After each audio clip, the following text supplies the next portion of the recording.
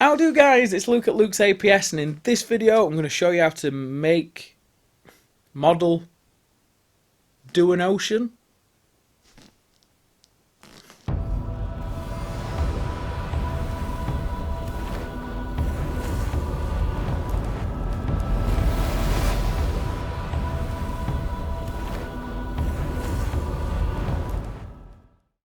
Right guys, so oceans.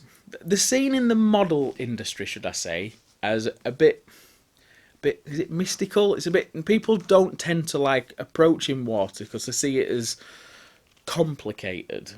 Water effects aren't complicated. The thing that you need to learn and understand are the resins and the products. If you're going down the resin route anyway.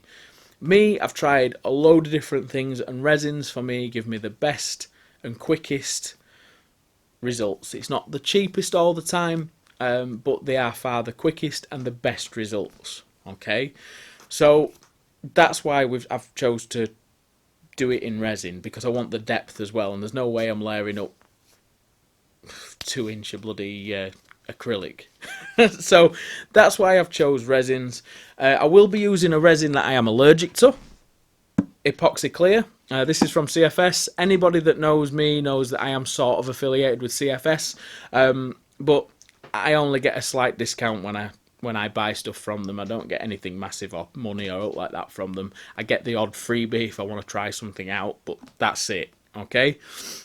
But epoxy clear resin, if you want to have a look for try and find a cheaper option, then you can do that. But remember, these 10% off with the Luke's APS code. So use that information as you wish. All right, guys. I am allergic to it, but the reason I've chose to use it is because it's idiot proof. Okay, it's not going to melt your foam. It's solvent free. You can add water-based inks to it without any sort of issues as such. I will discuss that later. It is rather viscous, so with it being quite thick, it means it's less likely to leak.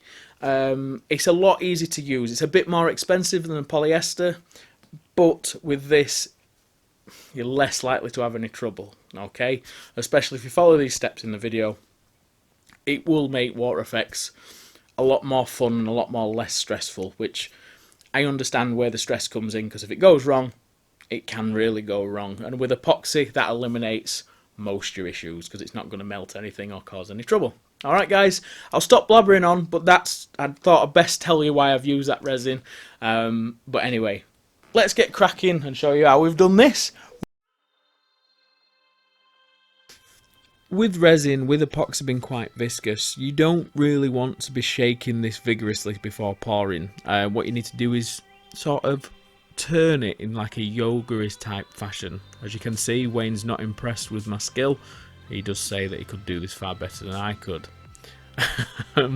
Now what we do is we pour this into a pint pot.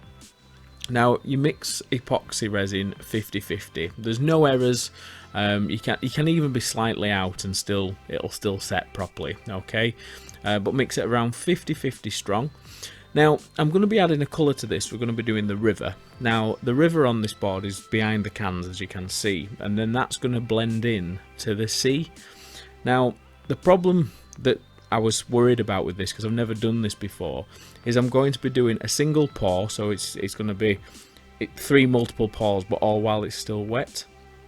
And it's going to be going from this khaki colour, that Vallejo khaki colour, to like a turquoise blue. Now when you put in paint in epoxy, 1 drop, literally 1 drop is all you need to like nearly a pint. I mean, that's how small that 1 drop was. If you missed it, that's how small it is. And watch how much colour that adds to this entire, I say what, two-thirds of a pint. It just takes over. You don't have to use any sort of specialist epoxy tints or anything like that.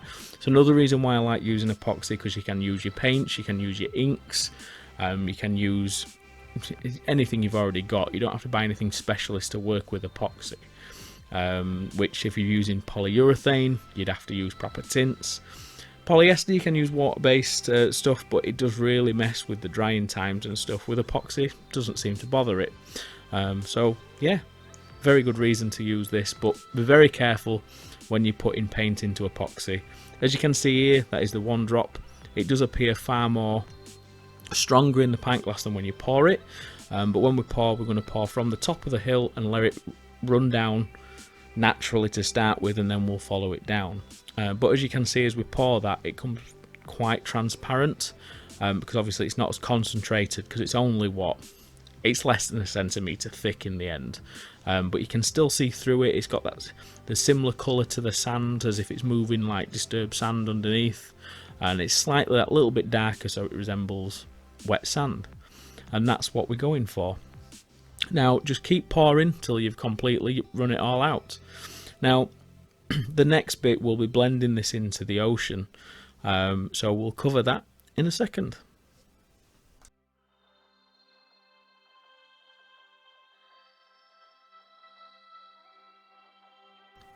Now what we're doing now while that's settled is we're just taking a tongue depressor and we're going down the sides of the river. We're just pressing that down into the sides, because with it being quite thick, as you can see, it lifts up. It doesn't blend into the sides very well. Doesn't overly matter, because we are going to be putting the water rapids and textures and stuff on this in the end, which can blend that out with that effect that we make, which will be in the third video. But if you are going for like a really glass clean or a very delicately moving river, because if you're going to put Mod Podge on this or something else like that that's very delicate for this scale, blending these sides into the side just by pulling it about will make the difference, okay? Because you don't want like a bump on the side of your river. So do pay attention to this. This happens with thick epoxies. So yeah, another way to get around it is you can warm the resin up in some warm water to start with, and that sort of helps, but you still have to do it, so just do that. Now any air bubbles or anything that's a problem, you could use a heat gun. I find using a blowtorch better. I used to use a hairdryer, and then I moved to a heat gun, and then I moved to this, which I've always had. I've had it for years, but I never liked taking a flame to resin. It was one of the things that were like, I don't really want to do this, but it does work a lot better. Okay, it's a lot quicker. It applies heat in the good place, and it does really help towards drying times. Best thing about this resin, it will be completely dry, as in you can knock it in about 6 hours.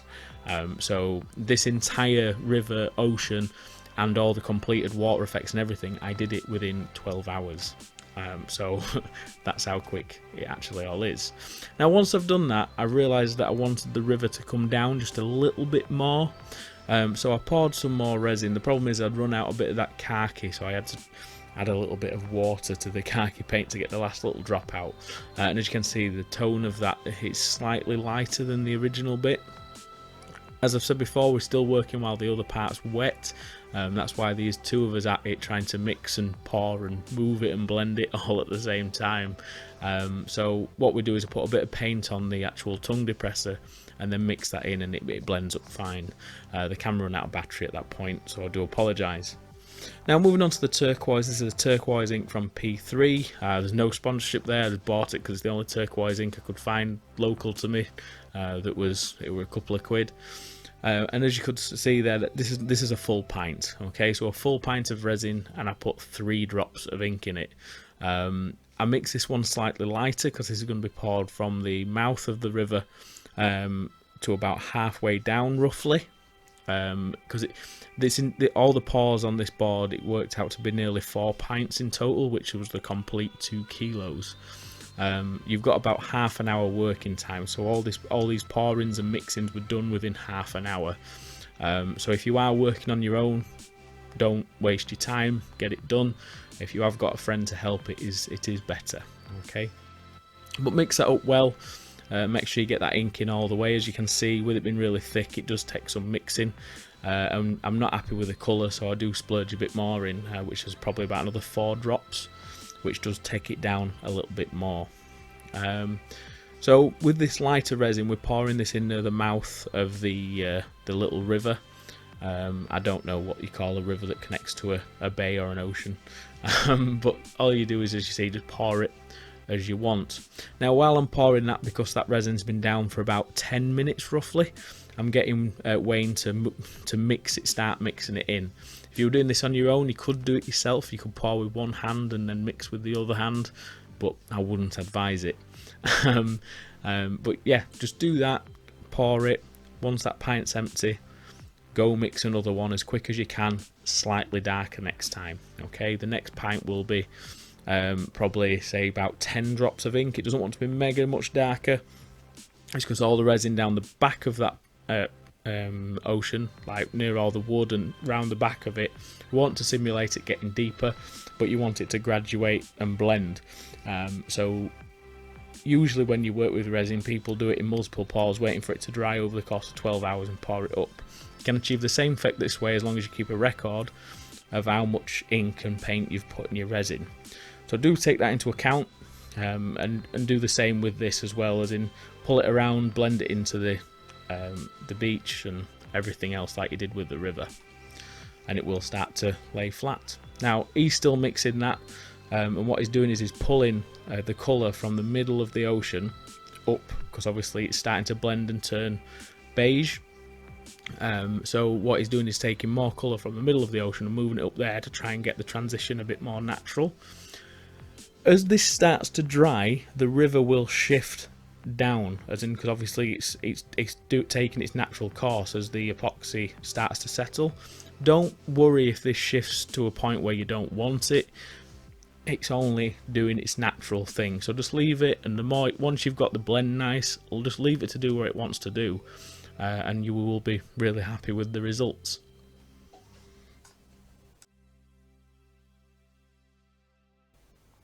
Now this is the resin that's got maybe 10-11 drops in. It's a little bit darker. I don't know whether it's showing much up on the camera, but as I start to pour this in along the back, you can see how you start to get a bit more depth, and all that is, it's just a little bit darker than the original one. I'm not wanting to create too much of a depth, like as in a sudden drop off into the depths. I'm just wanting it to appear darker further out to see it goes. I'm just pouring a bit more in for when start pulling that up into the river, and he'll keep doing that till it starts to go off. With the resin, you'll know when it starts to go off. It'll start to feel a bit more like treacle. It feels like a really warm treacle at the minute. It's really hard to describe, but when it starts to go off, you'll feel more resistance. And as you can see how it's moving down, and the mouth of the river's gone from up near the top thin bit. It's moved almost down into the ocean now, which looks really cool. Now for seaweed, we're using polyfiber sprayed green, which polyfiber's found in your cushions. Just cut up a cushion or a teddy or something like that, spray it green, and then all you've got to do is push it into place. We weren't going to go mental because I didn't want to put much seaweed on the beach, because obviously if I start putting a load of seaweed in the water, I'd have to put a load of seaweed on the beach. I didn't want to do that. I'm just trying to keep it less is more with this piece. Just try and show little bits of detail off rather than flood it with detail and then there's too much to look at, if you know what I mean. So we're just putting bits of seaweed around the odd rock that's sticking out or the odd bit that's really shallow, so you can see it through the resin. As you can see, as we're panning around, there's quite a lot of air bubbles appearing on the surface. We'll sort that out in a second. But what I'll do is I'll just leave you watching Wayne press this into the epoxy, because I don't like doing this bit, because if I start, I might get a bit carried away and stick my finger in to press it down. I've done it before, and then I get a massive head. So Wayne's just pressing this in for me and keeping it down. You will get that the polyfiber starts to come to the surface quite a bit. So the way you get around that is you scoop up some resin, as he's doing, and then just pour it on top, and that'll knock it down. Sometimes it appears like there's some bubbles on top, and it's not. It's the seaweed pressing on top of the resin, which looks cool. Again, we are going to be putting waves and rapids and everything over that anyway, so don't worry about it. But we'll come in a second and we'll blowtorch it, and we'll get all them bubbles out, and it'll start to look really cool.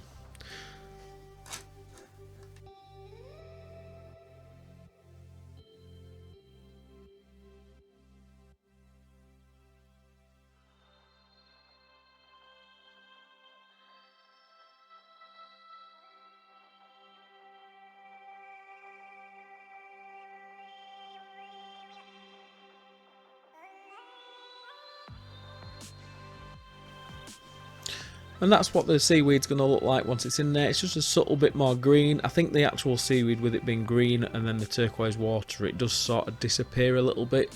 But it does add some depth, and as it dries the resin, you do start to see it a little bit more. So it must take on more of the resin.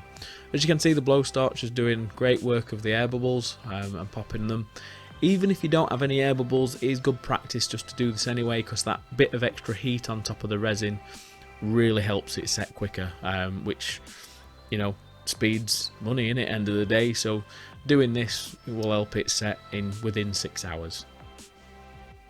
And once you're all dry, and well, not dry, but once you've got all your air bubbles and everything out, I'm just doing this now just to help warm the resin up. You don't want to get it to a point where it's boiling, but I'm just getting it to a point where it's nice and warm so it sets quicker. And that's what it should look like when it's totally dry. Perfectly glass clear. Right guys, so let me know what you think in the doodah box thing below. Then ask me the question. Make sure you watch the bloody video before asking me a question, because the amount of questions I'm answering at a minute that are answered in the videos is ridiculous. So watch the video, then ask questions, alright? But anyway, I've enjoyed this build. Coming up on, I think, Thursday, it will be, I'll show you how I do all the tide marks on the sand and how we get that to look pretty cool. And then Tuesday next week we'll go into the proper ripples and waves and splashes and everything else. But that's a water product that I'm going to have to show you how to make, because I actually make that myself. So all exciting, all cool. So if you're looking forward to that, I'll see you on Thursday for the tide marks, and I'll see you on Tuesday for the waves and all the fancy shit. Alright guys, so thanks for watching, thanks for tuning in. If you want to support the channel, if you want to buy any of my scenics, links to the thing below, or just click this button here or this side, whichever one I'll put it on, and that'll take you straight to the shop so you can have a browse of all my products. Alright guys, thank you very much, and I'll see you again on Thursday, I think.